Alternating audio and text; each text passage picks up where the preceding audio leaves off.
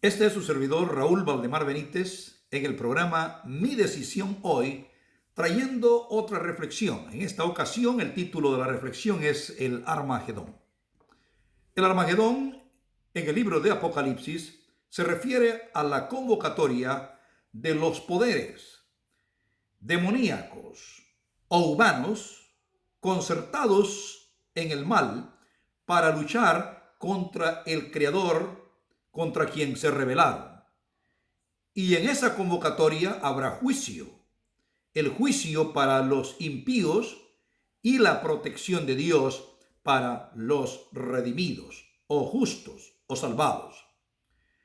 El término Armagedón se encuentra en el libro de Apocalipsis en el capítulo 16 y el verso 16. Y el contexto es precisamente ese, de que los demonios se unen para poder luchar contra Dios. El mal en toda su fuerza se congrega para expresar la máxima rebelión. Y los demonios arrastran a los seres humanos. Los demonios, tal como lo menciona el libro de Apocalipsis, están representados por el anticristo, el falso profeta, la bestia, el mismo dragón, y luego todos los demás que siguen con el mal. Y por el otro lado se encuentra Dios, se encuentra el Cordero que fue inmolado y que ahora es victorioso, Jesús, Cristo, el Salvador, y todos los que le siguen, que están con él, que han sido o son fieles a él. Armagedón es más que la concepción de una reunión de fuerzas físicas. Es la percepción de poderes espirituales, pues la rebelión contra Dios tiene naturaleza espiritual. Desde un principio, cuando se narra que un ángel sobresaliente se rebela contra Dios, es de naturaleza espiritual. Luego, cuando se viene al Edén y se narra de que la primer pareja, los primeros seres humanos, también desconfían de su creador, se rebelan contra él. Y aunque tenemos las historias tradicionales del fruto parecido a una manzana, sabemos de que eso es más que todo una representación de lo que en verdad ocurre en la mente, en el corazón del individuo, cuando decide no confiar, decide no seguir las indicaciones de su creador. Armagedón, por lo tanto, se refiere a esa congregación de esos dos poderes, el poder del bien y el poder del mal. Pero recordemos, no podemos hablar nosotros de un conflicto entre estos dos poderes, como muchas veces se hace. Cuando se habla de una batalla, generalmente se piensa en dos fuerzas que básicamente tienen la misma capacidad o capacidades similares. Aquí no es tal cosa. El creador está por un lado y la criatura por el otro lado. La condición de la criatura no es estar en paridad de fuerza y de capacidad para luchar contra el creador, sino más bien está en una condición de rebelión. Se separó y está rebelándose. Ahora el creador tiene que enfrentar esa realidad. ¿Cómo va a proteger a aquellos que le han seguido de la amenaza que viene de parte de los demonios, de otras criaturas humanas y de otras criaturas humanas, contra Dios, contra su pueblo, contra todo aquello que tenga que ver con el bien?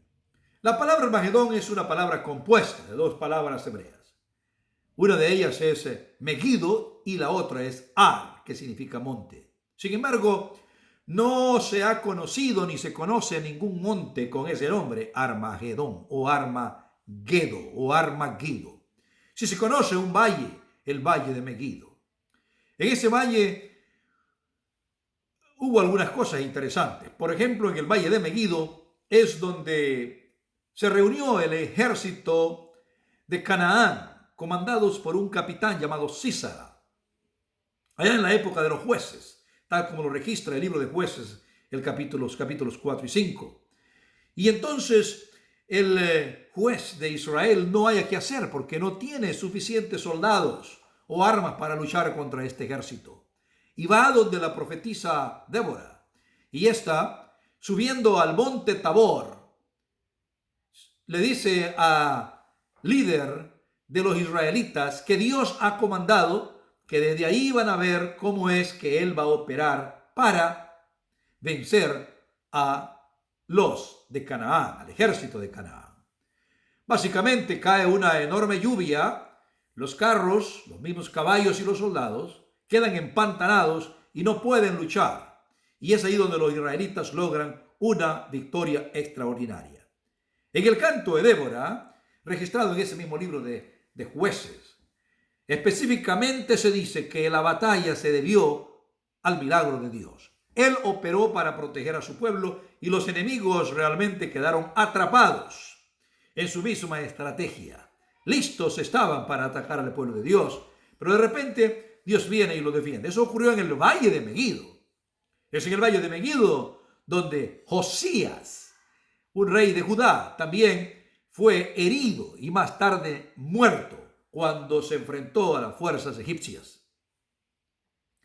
El valle de Megiddo, por lo tanto, no tiene una asociación con algún monte. Algunos tratan de asociar el monte Carmelo, porque allí vino Elías a enfrentarse a los profetas de Baal.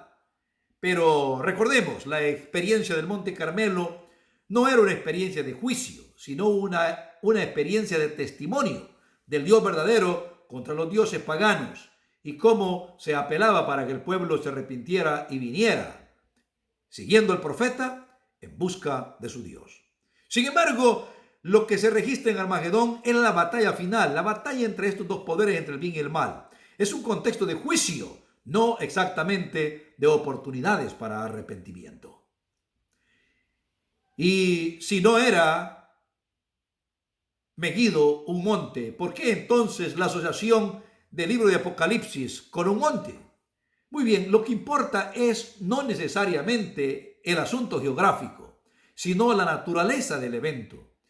Y el evento tiene que ver con la batalla entre el bien y el mal.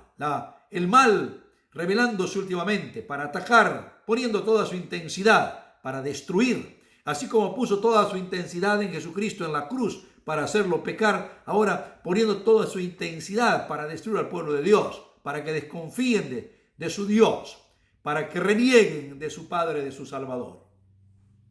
En la Biblia, en Zacarías, como también en el libro de Joel, sí se menciona que habrá un momento de juicio. Y en el libro de Joel, capítulo 3, se menciona que será en el valle de Josafat. Y allí las naciones se reunirán para venir a un juicio. Josafat, el valle de Josafat, es el territorio que está justamente a las afueras de Jerusalén.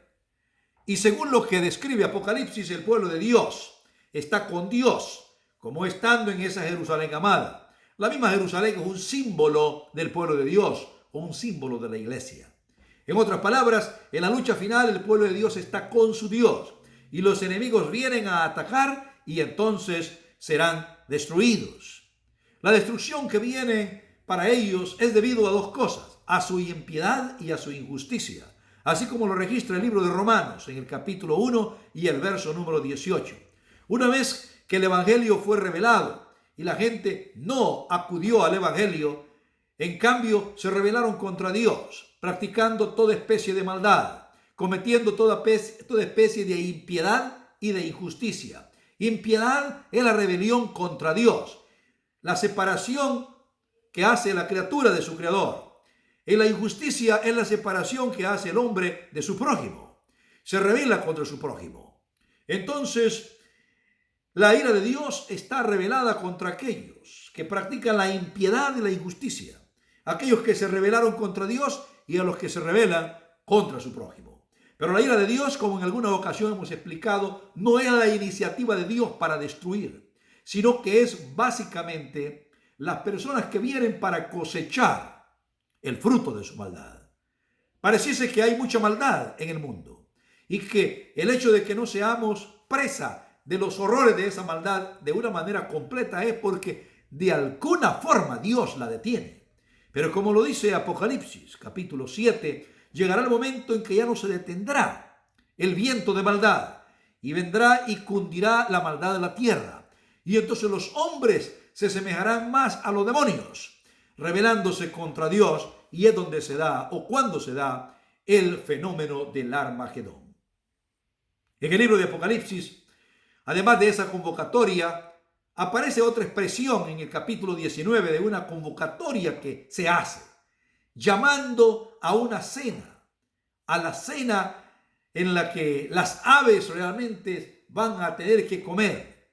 Era un desafío común en las culturas antiguas, que cuando venían a las guerras, alguien le decía a otro: daré tu cuerpo a las aves de rapiña. Y cuando les llamaban a la batalla diciéndole: estamos listos, ven por mí, usaban esa expresión: ven que daré tu cuerpo a las aves de rapiña. Goliat, el gran gigante de los filisteos, eso le dijo justamente a David cuando venía en pos de él, que iba a dar su cuerpo a las aves de los cielos, a los animales. Entonces, en el libro de Apocalipsis capítulo 19 aparece esa convocatoria de las naciones y hay un desafío, porque viene el Rey de Reyes y Señor de Señores, para que aquellos que decidieron mantenerse en la rebelión, pues entonces sigan en la rebelión. Ahí viene el anticristo, viene todo demonio, todo tipo de mal, para atacar a Dios y a su pueblo. Pero luego ellos serán destruidos. La destrucción, como antes dije, no tiene que ver por la iniciativa de Dios para matarlos, sino por la presencia misma de Dios. La presencia de Dios hace que aquellos pecadores que nunca se conectaron con Él, no se arrepintieron, no puedan resistirlo. Y su presencia llena de energía hace básicamente que los que estén cerca de Él se destruyan.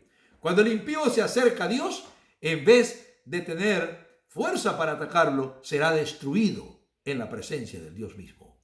Eso es el contexto general bíblico acerca de lo que ocurriría cuando alguien se acerca a Dios y no está preparado. En el Antiguo Testamento, en el capítulo 19 del libro de Éxodo, Dios aclara a Moisés que él va a estar en el monte y que por lo tanto la gente no debe acercarse al monte y más bien debe santificarse. Y cualquiera que se acerque al monte morirá. La Biblia dice que cualquiera que mira a Dios morirá, porque no hay pecador que pueda ver a Dios y vivir.